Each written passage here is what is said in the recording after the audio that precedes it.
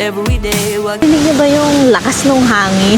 So, sobrang lakas niya. I see you try to be cool, but it's not you. Kasi ako ay on the way na. Ay, nako. Watching from afar, wishing upon a star. Init na init ako dun sa spot natin eh. Trying to open up your eyes that been wide shut. Bubuhatin ko nga guys. Kala nyo naman sa akin mahinang nilalang. Change your mind about me. I gotta make you see me fit perfectly, like it's meant to be, so desperately. So just follow me, 'cause I've got the key. Let's unlock our hearts and find out what's inside it. Could be anything, a good thing. So let's change your mind. At ngayong araw ay nandito tayo sa Dingalan, Aurora. At medyo mahaba yung naging biyahe natin mula sa Manila. Kaya naman dito muna ako sa tindahan ni Ate Mary at nagpaluto ako ng siomay rice. Pero kasi wala akong dalang mga pagkain. Eh since dito sa campsite na to ay pwede magpaluto at may available naman, eh bakit na natin papahirapan yung sarili natin? Samahan niyo ako dahil gutom talaga ako kasi dire-diretso yung naging biyahe ko ba. Para gusto kasing mamahinga ngayong araw na to at sa mga susunod na araw.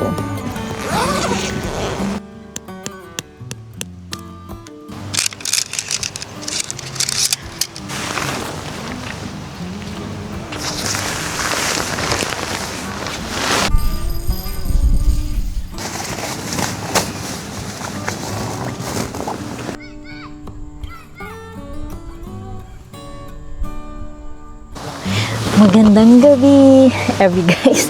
At kung napansin nyo, nandito na ako sa loob ng aking tent dahil sobrang lakas ng hangin dito sa Dingalan at ayoko na munang lumabas kasi since malapit tayo sa dagat, yung hangin ba ay may kasamang lagkit pero malamig presko. Pero pag nandito sa loob, ramdam ko lang yung lamig. Eh, samahan nyo ako at magdi-dinner tayo. Pero ang dinner natin ay gardenia. Ayan naman. Ba ko nung gusto ko sa sarili ko. Naririnig niyo ba yung lakas ng hangin? So, sobrang lakas niya. Tapos alam niyo yung mga pegs ko dito sa sa tent ko. Nilagyan ko siya ng mga bato sa sa ibabaw kasi feeling ko mamaya mabunot kasi yung peg na dala ko ay yung kasama lang nung sa tent ko, yung basic lang ba ganon, kaya ayun. Grabe, oh my god, tapos pumipito yung hangin. Magalaw siya talaga guys, so ayan. Walang effects yan, pero super niya talaga guys. Nyo, malaki kong gardenia half na lang, so ito na lang ang ating i-dinner, tapos water lang. So mamaya inom ako ng pang-cholesterol ko bago ako matulog. Masarap yung tinapay kapag ba pinipipipipi. Hindi ko alam kung kayo din ba ganito. Ako kasi, di ba hindi nga ako mahilig sa tinapay. So nagugustuhan ko ang tinapay kapag tinotoast ng may butter, tas lalagyan ko siya ng cheesy slice ganon. O kaya yung, kumakain ba kayo yung pandesal, tapos nilalagyan ng star margarine, tapos may asukal. Yun, sarap-sarap ng ganun. Naalala ko yun kapag nagme-merienda ako ng, diba, bata ako, yun ninanda ng nanay ko Tapos, ito, pagka walang palaman, edi pipiin mo, ganyan. On my way to a weekend rumble, I forgot to check where the party was at. Roaming around without any trouble, I began to ask everybody I met, singing, oh, oh, oh, oh, oh, oh. Good morning, every guys. At napasarap ako ng tulog kagabi. Alam nyo ba, sabi ko, pagkatas ko kumain ng tinapay, mag-good night pa ako sa inyo at maglilinis ako ng katawan, ganyan. Pero alam niyo ba nangyari kagabi? Wala. Negative. Pagkakain ko ng tinapay, nagmuni-muni ako dito, tapos wala na, GG na, nakatulog na ako. Tapos nagising na lang ako kanina madaling araw para mag-CR. Medyo malagkit yung gabi natin kasi hindi ako nakapagligo ba. Okay lang din naman dahil nakapagpahinga naman kahit ganun. Tapos alam nyo ba kung ano ang nasa harapan natin? Ganito kaosam. Ayan, sa baba niya na may dagat. Tapos sa likod nito ay meron daw ilog na pwedeng paliguan. So mamaya silipin natin. Pero ngayon nagising ako dahil sa init at sa gutom. Maghanap tayo sa ating mahiwagang box kung ano pwede nating kainin. Silipin natin kung ano pwede kainin. Kanin, may bigas pa naman ako, may mangkok. So, parang gusto ko kasi guys ngayon mag corn beef na may patatas. Pero check natin kung may corn beef pa ako. Uy, may Highlands pa si ate nyo. Mag corn beef tayo. Tapos, century tuna, spaghetti sauce, tapos black coffee. Pero dahil wala akong patatas, wala rin akong sibuyas at bawang. Bibili tayo kay ate ng mga kakailanganin natin bago tayo magluto. Tapos, magsiset up tayo dito sa harap ng ating upuan at table.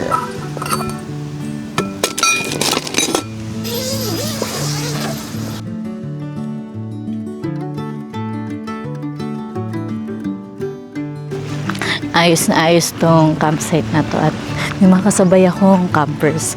So, dapat tahimik lang tayo dahil alam niyo na, kaya naman sa kanila buong gabi tahimik na tahimik kami dito sa campsite. Kita niyo ba kung gaano ka-awesome yung paligid natin? Dami kong dakdak bibili lang naman tayo ng patatas at ng mga kakailangan natin sa ating pagluluto. Parang ganda ng likod, ano? Ang awesome. Tapos alam niyo, di ba, may dagat dyan. Ikot ako guys ha. Ito naman yung side ng bundok. Kaya nagustuhan ko tong campsite na to sa Dingalan. Unlike dun sa kabila, yung sa may Panakar ba yun? Ganyan. Medyo crowded. Dito, kahit may mga campers akong kasabay, sobrang magkakalayo kami. Tapos, alam niyo yung disiplina ba? Makikita niyo talaga sa, sa mga campers kung talagang legit campers kapag nakikita mo na tahimik at may respeto sa co-campers nila na nasa campsite.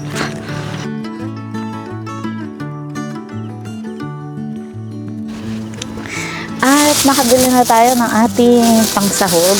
Hindi na ako masyado talaga guys nagdadala ng mga sahog sa sasakyan kasi minsan yung tagal ba ng interval nung vlog natin malayo o kaya dahil nagpapalit-palit ako ng sasakyan nangyayari nasisira doon sa kabila, kaya naman minsan pinipili ko na yung mga campsite na meron tindahan o may malapit na bilihan para naman fresh pa din yung mabili natin. Gusto mo pa magpaano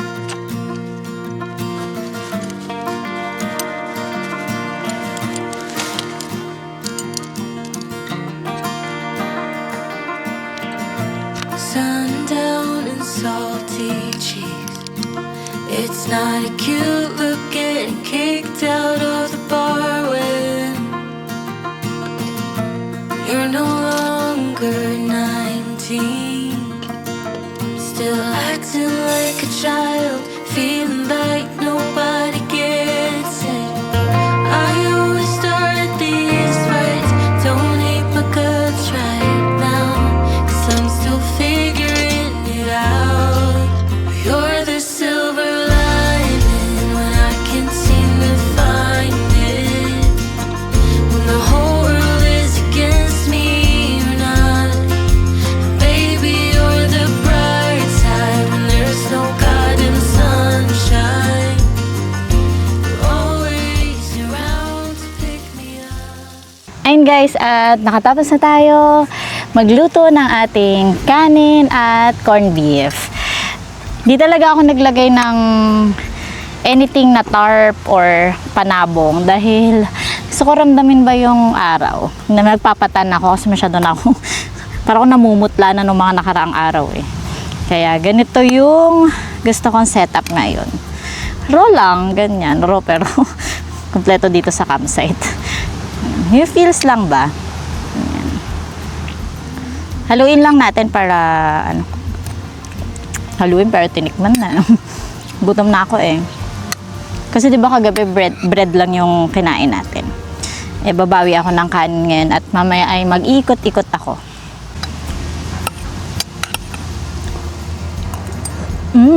Sarap.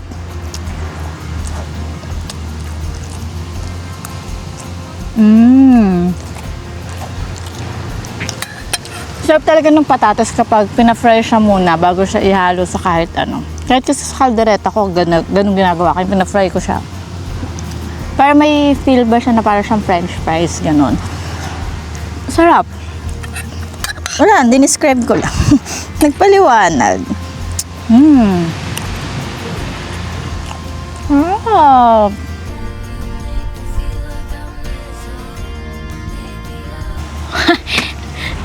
Kanina bumili tayo ng Coke. Naubos ko, nakalimutan ko kayo isama sa pag-inom ko ng Coke eh. Tapos natuwa kasi ako doon, may nakita akong ganitong Coke. Ewan ko ba kung bakit iba yung lasa kapag nasa bote yung Coke. Or feeling ko lang na ganon dahil nostalgic siya sa isip ko. Kayo ba ganon din? Mas gusto niyo pa din ba yung nakabote na ganito? Yung sa mga batang 90s dyan. Diba? Merong ibang lasa kapag nasa bote ang soft drinks. Naalala ko ang favorite ko dati ay Sarsi at saka Pop Cola. Kayo ba nakatikim ba kayo nung ganun?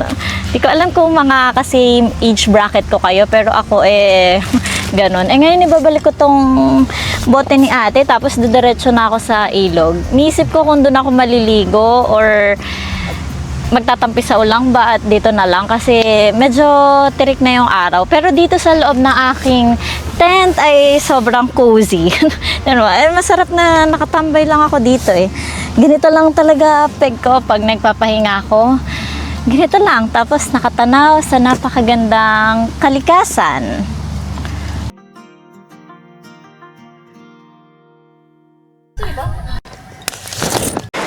Nandito na tayo sa ilog at baybayin na natin to. Init na init ako dun sa spot natin eh. Sabi nila ate, malapit lang yung ilog. Kaya naman, puntahan natin. Lamig. Sarap. Tingnan nyo guys. Ang awesome. Iba talaga pagka nakakaranas tayo ng mga ganitong lugar. Pero sobrang linaw talaga nung tubig. Tingnan nyo. Ayan siya. Tapos running water. Sobrang nakaka-refresh ba?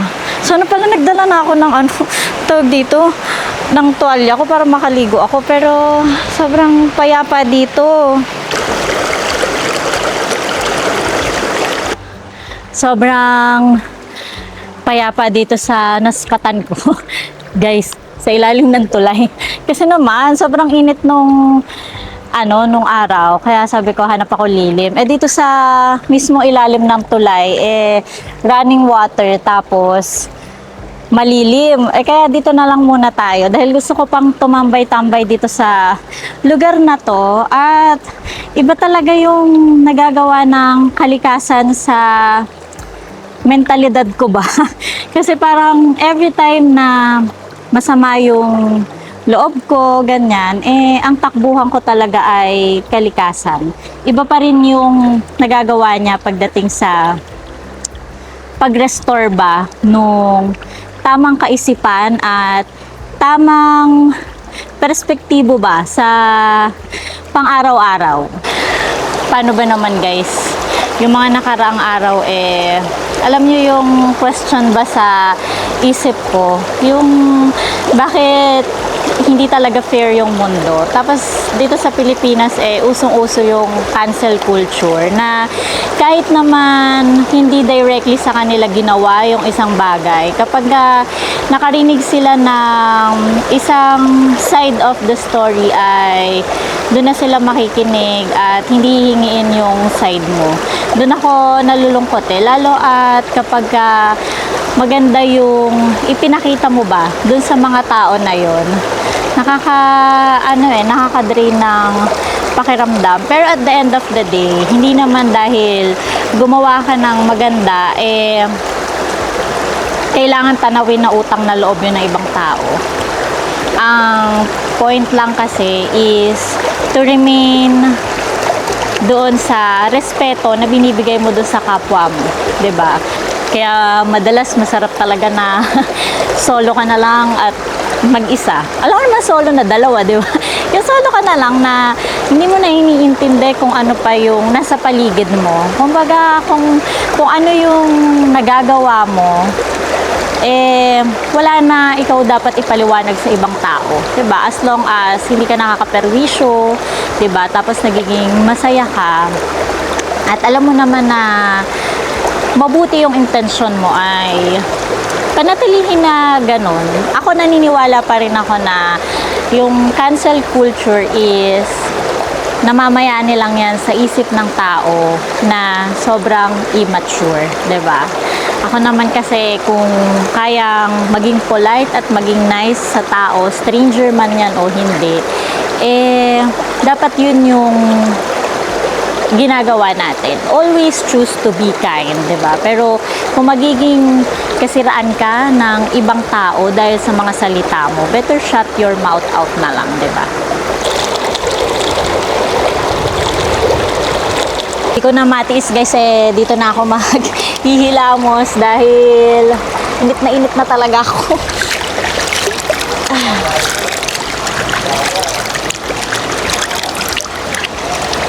Sarap!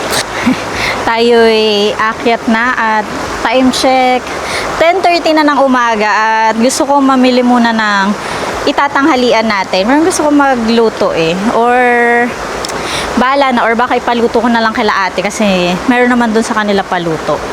Ayun, tayo ay aakyat na. Dito tayo dadaan patungo doon at doon ang ating spot. Medyo mahaba-haba pero titingin ako kung dito sa may kabahayan ay may mabilan ako ng uulamin ko. Pero gusto ko ng medyo light lang kasi kanina medyo heavy na yung breakfast ko. So nagbabawas na talaga ako ng pagkain. Sarap dito, parang gusto ko pa maligo dito sa ilog. Pero titingnan natin mamaya hapon kung makabalik ako at makaligo ako. Kasi alam niyo naman pag nagpapahinga minsan nakakatamad na rin namang magpabalik-balik. At least kapag hilamos ako dito guys, andyan yung aking mga gamit. Kaya naman tayo ay ahahon na. Bulol ha, aahon. Diba? Teka lang. Medyo dumumi yung ko. Sarap. Presko na ulit. Diba? All goods.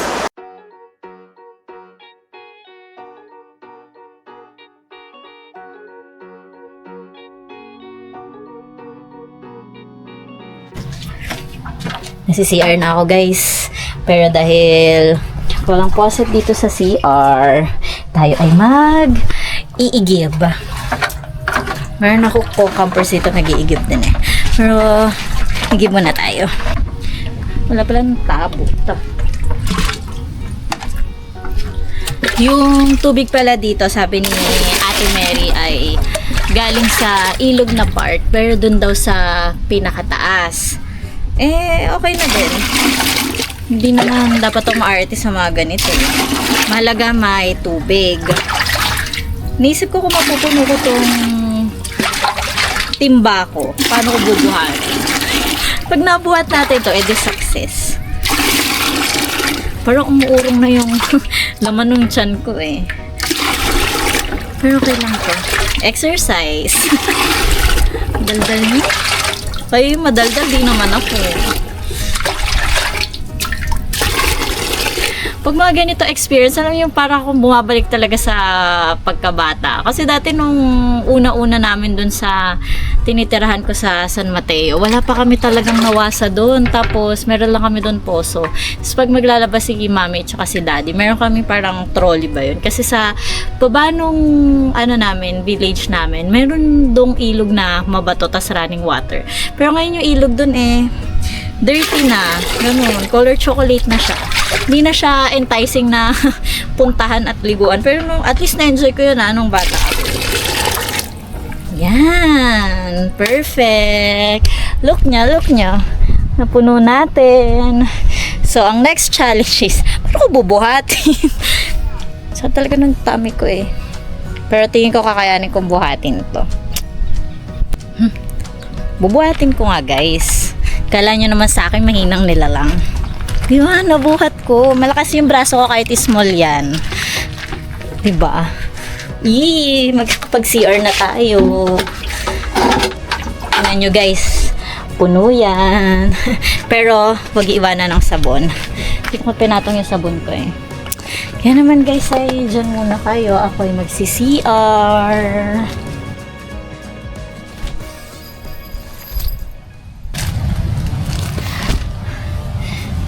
Kanina pagpunta ko kay Ate Mary sabi niya wala pa daw siyang sinaing at magsasaing pa siya. Sabi ko order na lang ako bago ko kumain maliligo muna ako.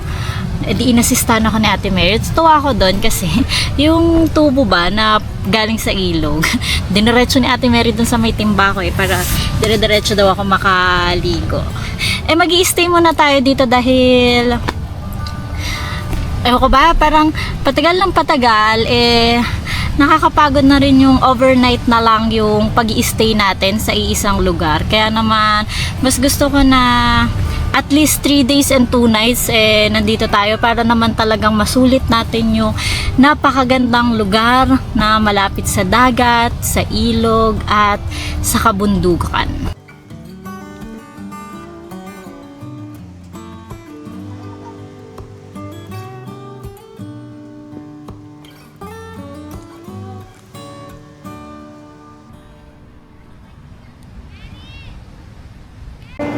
At kung nakikita nyo nandito tayo sa may dagat at gusto ko talagang puntahan yung lugar na yan para lang ba mas mapalapit tayo doon sa dagat.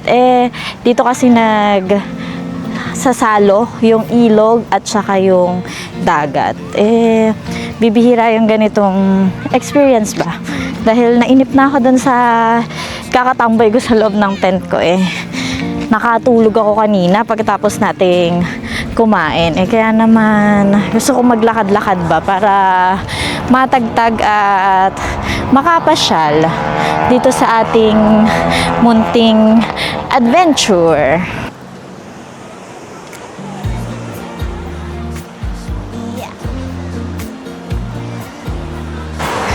At nandito tayo sa may taas ng mga bato at aakyat pa nga si ate nyo dahil gusto ko makita yung lugar ng buo at medyo mataas na yung alon kung nakikita nyo. Gusto ko lang silayan yan habang nagdadapit hapon na at gusto ko lang dito tumambay sa mga bato. Talaga naman ang mga friends ko nag-ano sila nag-hi-hi sila. Pero tayo dito tatambay kasi parang yung alon ay hindi ko kakayanin kung ako'y lulusong doon. Tapos mga bata yung mga kasabay ko doon. Nag-enjoy naman ako na ganito lang yung ginagawa natin. Yung relax lang, chill lang. Mahalaga naman nakatabi sa kalikasan at nararamdaman mo yung hangin, yung tunog ng alon, 'di ba? Iba talaga yung dagat dito sa sa Aurora. Alam niyo yung iba yung pagka-blue niya yan, no? Tapos parang untouched siya. Sobrang awesome. Pero ako kasi takot ako sa ganyan kalalaking alon. Kaya naman samahan niyo lang ako habang ako yung nagmumuni-muni kasi ito yung mga na-enjoy ko na gawin kapag tayo ay nasa pinakamamahal nating kalikasan. Sobrang payapa dito sa spot natin dahil matapos nating pumunta doon sa may dagat. Yung mga kasabayan kong mga bata doon hindi na nagtagal din at nung umalis ako ay umalis na rin sila kasi palakas na daw talaga yung alon. Ako naman naiinip. Wala pa rin akong magawa. Relax lang tayo na relax. Kinuha ko ang aking Cadbury dun sa ref natin. Tapos, gusto kong kumain. Alam mo yung pag ganito kasi yung klima ba o yung lugar, gustong-gusto ko yung nagsusugar rush ba, gano'n. Tapos water, ganyan. Dinala ko yung upuan ko dito kasi tignan nyo naman kung gaano ka-awesome tong pwesto natin. Ito yung harapan ko, di ba? Tapos nandun sa likod ko yung mga co-campers ko. Yung tulugan natin, nandyan lang naman siya. Kaya naman ako, magre-relax lang dito habang nag-iisip ako kung maghahapunan pa ba ako or hindi na. Tapos guys, alam nyo ba, tignan nyo naman, may nabili ako na Cadbury. Taon-tawa ako dito kasi yung nakalagay ay yung naghintay. Tapos yung on the way na. Kayo ba? Ano kayo dito? Yung nag-antay or yung on the way na? Kasi ako ay on the way na. Ay nako. Puro kalokohan, pati Cadbury, kung ano-anong hugot ang pinaglalagay sa tarheta nila, ayan o. Actually, binili ko lang to talaga para dun sa, ano na yan, message na yan. Nisip ko kung ano bang significance, meron ba? O same pa rin naman yung lasa nito. Wala, kain tayong, Cadbury.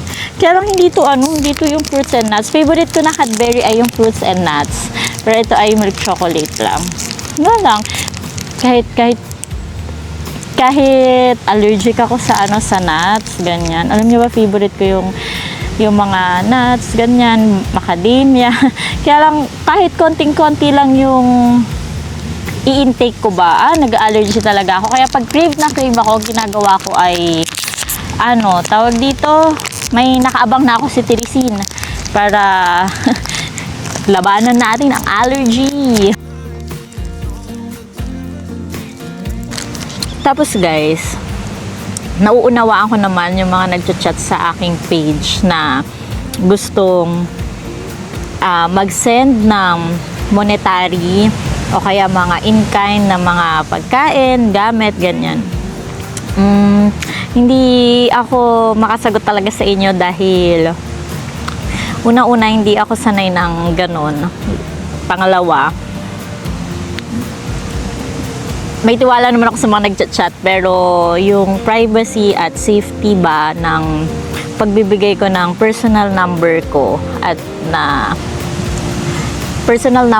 saka yung address ko sa bahay ay pinapangalagaan ko, ganon. Kasi kung gusto niyo talaga akong matulungan sa aking mga pagbabiyahe, pwede naman pong padaanin na lang po sa platform natin dito sa YouTube dahil meron naman po dyang membership, super things, ganyan. At least, hindi naman ganun kabigat.